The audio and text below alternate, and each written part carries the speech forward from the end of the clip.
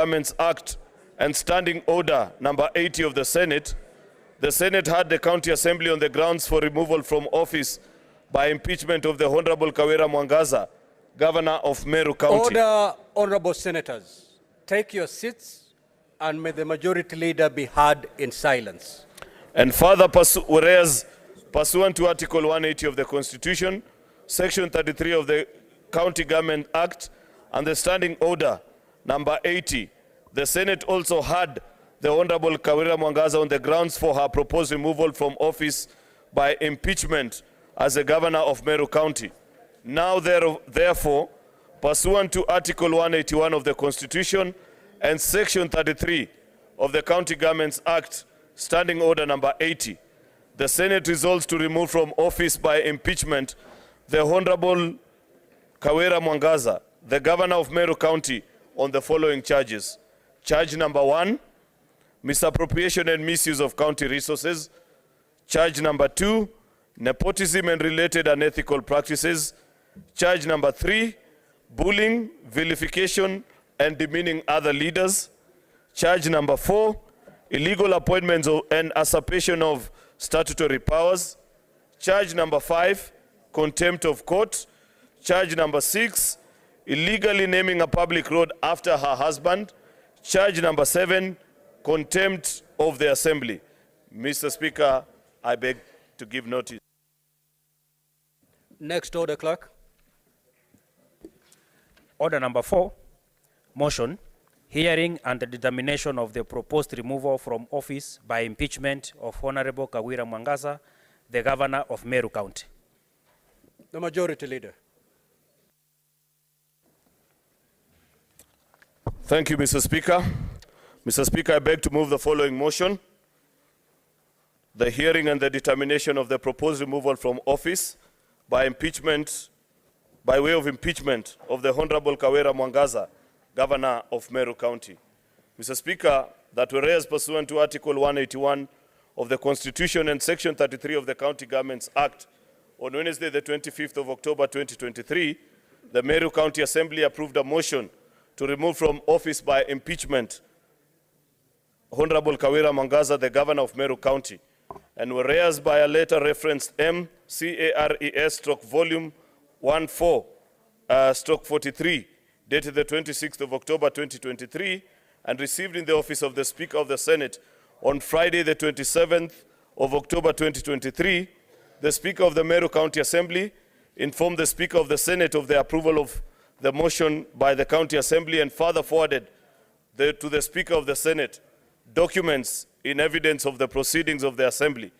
Further, whereas pursuant to Article 181 of the Constitution, Section 33 of the County Governments Act, and Standing Order number 80 of the Senate, the Senate has had the County Assembly on the grounds for removal from office by impeachment of Honorable Kawira Mwangaza, the Governor of Meru County, and further, whereas pursuant to Article 181 of the Constitution, Section 33 of the County Governments Act, and Standing Order number 80, the Senate has also had the Honorable Kawira Mwangaza on the grounds for her proposed removal from office by impeachment as a Governor of Meru County. Now, therefore, Mr. Speaker, pursuant to Article 181 of the Constitution and Section 33 of the County Governments Act, Standing Order number 80, the Senate resolves to remove from office by impeachment the Honorable Kawira Mwangaza, Governor of Meru County, on the following charges. Charge number 1, misappropriation and misuse of county resources. Charge number 2, nepotism and related unethical practices. Charge number 3, bullying, vilification, and demeaning other leaders. Charge number 4, illegal appointments and usurpation of statutory powers. Charge number 5, contempt of court. Charge number 6, illegally naming a public road after her husband. And finally, charge number 7, contempt of the County Assembly. Mr. Speaker, we have had an interesting 2 days.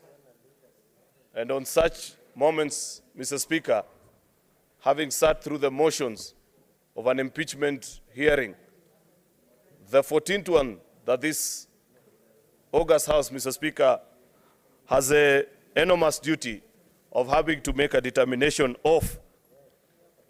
I have been reminded many times, listening to the proceedings right from the beginning, Mr. Speaker, the words of Proverbs chapter 18, verse 17, which guides us that the first to speak in a contest seems innocent until the cross-examiner takes to stage.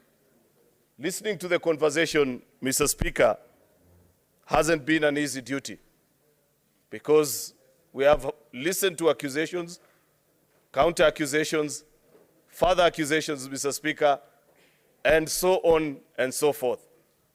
The enormous duty before this August House this evening, Mr. Speaker, is to make a very serious determination.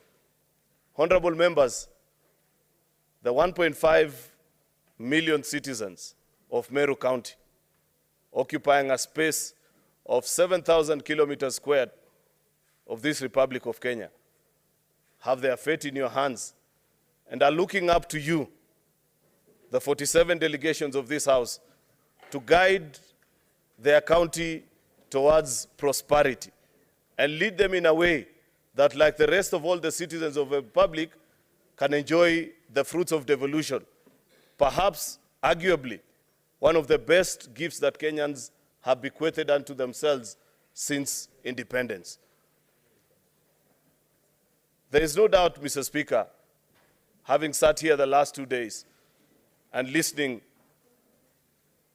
to all the things that we have had opportunity to listen to and seen the videos that have been played, that there is trouble in Meru, that there are difficulties, that county, Mr. Speaker, needs assistance of this House.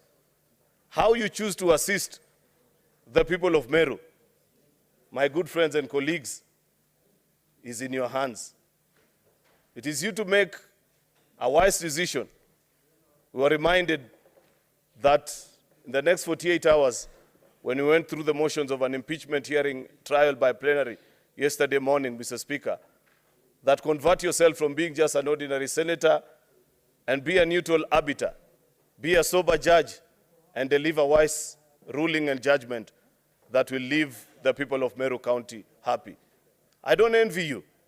In fact, Mr. Speaker, after the conclusion of the trial, presented so ably by both lead counsels for the Assembly and the Governor, people that I know so well, and I've had opportunity to work with both of them in different forums, I actually had to seek solace in the Bible again, something that I do when I find myself at crossroads, and read the story that is found in the book of 1 Kings, chapter 3, verse 16 to 28, where two women, and I intentionally avoid to characterize them as the Bible does because of certain connotations, Mr. Speaker, that have been issued in the process of moving this motion, had a disagreement, with both claiming that the dead child belongs to the other, while the one that is alive belongs to them. And when they appeared before King Solomon,